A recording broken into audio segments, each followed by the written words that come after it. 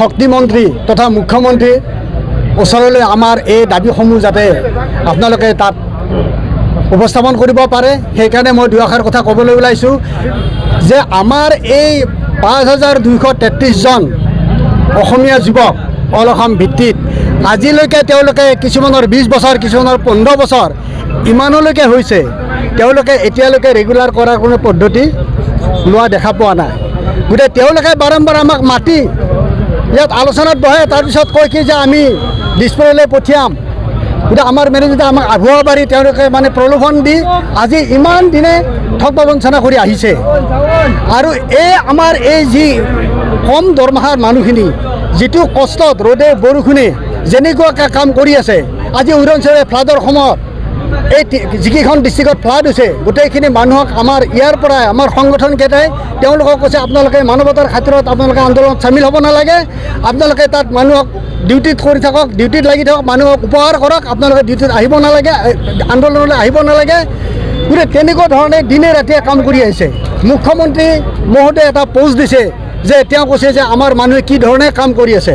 উদাহৰণস্বৰূপে মই আপোনালোকৰ ওচৰত দেখাব বিচাৰিছোঁ, আমাৰ এইজন সতীৰ্থ আজি দুখন হাত নাই। কিহৰ কাৰণে নাই? আজি এই বিদ্যুৎ খণ্ডত কাম কৰি তেখেতে তেওঁৰ জীৱনৰ অংগ হেৰুৱাবলগীয়া হৈছে। তথাপিও আজি বিভাগ তথা মন্ত্ৰীয়ে আজি তেওঁলোকৰ চকুত পৰা নাই আৰু তেওঁলোকে এনেকুৱা মানুহখিনিক মানে ঠগ প্ৰবঞ্চনা কৰি আজিলৈকে চলাই আছে। গতিকে আমি ইয়াৰ তীব্ৰ বিৰোধিতা কৰিছোঁ। গতিকে আপোনালোকে এই উদাহৰণ হিচাপে আপোনালোকে এই বস্তুটো দেখুৱাব, শক্তিমন্ত্ৰীক দেখুৱাব, মেনেজমেণ্টক দেখুৱাব আৰু বাতৰিত যাতে সম্প্ৰচাৰিত হয় যে এনেকুৱা এজন উদাহৰণহে আমি কৈছোঁ, এনেকুৱা বহুত পংগু হোৱা আমাৰ সতীৰ্থ এতিয়াও আছে। তথাপিও তেওঁলোকে এই যিখিনি পাৰিছে তেওঁলোকে ডিপাৰ্টমেণ্টৰ হৈ কাম কৰি আছে। আমি আন্দোলনমুখী নহয়, আমাক আন্দোলন কৰিবলৈ বাধ্য কৰিছে মেনেজমেণ্ট তথা গভৰ্ণমেণ্টে। এতিয়া আজি আমি ইয়াত বহাৰ কথা নাছিলে, আমাক অলপ কেইদিনমান আগতে মাতিছিলে, মাতি আকৌ আমাক আভুৱা বাঢ়িছে যে আপোনালোকৰ বস্তুটো আমি চাই আছোঁ। গতিকে চাই কিমান দিন থাকিব? আমাৰ মানুহ ইতিমধ্যে এতিয়া 60 বছৰৰ পিছত তেওঁলোকে ৰিটায়াৰমেণ্টত পঠিয়াই দিব উইদাউট বেনিফিট। কোনো বেনিফিট নাই। আমি ডিমাণ্ড দিছোঁ, সেই ডিমাণ্ডৰো কোনো সঁহাৰি পোৱা নাই। গতিকে আমি আপোনালোকৰ জৰিয়তে আমি মেনেজমেণ্ট তথা গভৰ্ণমেণ্টক জনাব বিচাৰিছোঁ যে অতি সোনকালে আমাৰ দাবীসমূহ মানি লৈ আমাৰ এই সতীৰ্থসকলক যাতে উপকৃত কৰে, সেই আপোনালোকৰ ওচৰত জৰিয়তে আপোনালোকে মেনেজমেণ্ট তথা গভৰ্ণমেণ্টৰ ওচৰত আমি অনুৰোধ জনাইছোঁ। আৰু অন্যথা ইয়াতকৈ যদি এই আন্দোলন কৰিবলগীয়া হয়, এই আন্দোলন আৰু তীব্ৰতৰ হ'ব আৰু এই আন্দোলন যেতিয়ালৈকে আমাৰ ৰেগুলাৰ নহয় তেতিয়ালৈকে আমাৰ আন্দোলন চলি থাকিব। আজি চাওক 2017 চনত 5 বছৰ এটা টাৰ্ম বান্ধি দিছিলে যে 5 বছৰ হোৱাখিনিক আমি ৰেগুলাৰ কৰিম। হয়, ভাল পাইছিলোঁ আমি 3 বছৰ ধৰিছিলোঁ, তেওঁলোকে 5 বছৰ ধৰিলে।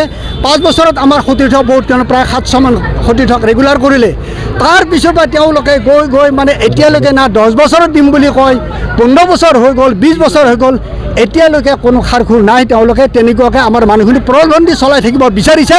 গতিকে ইয়াত আমি আৰু ৰৈ থাকিব নোৱাৰোঁ।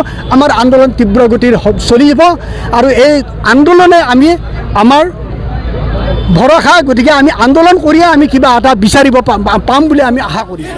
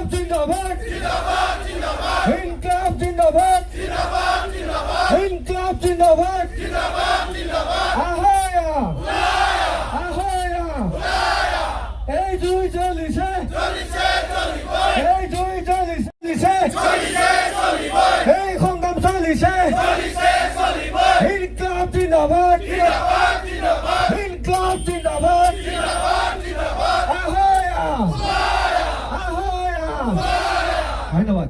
যিকেইটা লেবাৰৰ কাৰণে আজি শক্তি বিভাগ চলি আছে, সেইটো আজি কিছুদিনৰ আগতে যোৱা 24